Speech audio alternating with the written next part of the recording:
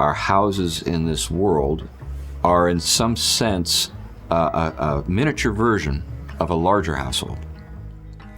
And it really works that way. I think generally speaking, people, when they think about this, they say, okay, we have these institutions that are human institutions, and we sort of project them up.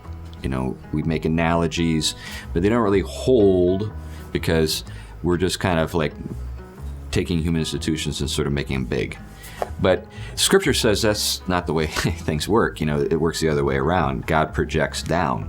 What that implies then is that the human household is in some sense an analog to the household of God in the fullest sense, and in particular, the Son of God and the church are the bridegroom and the bride, and that's the story of the Bible. As Doug likes to put it, kill the dragon, get the girl. That's exactly what we're talking about here. So the girl, of course, is the church.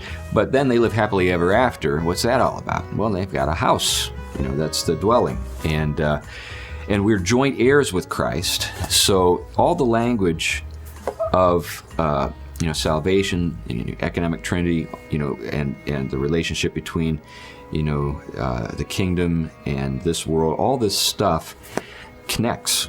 So our human households are modeled on that eschatological household. That's why the New Testament household codes are non-negotiable.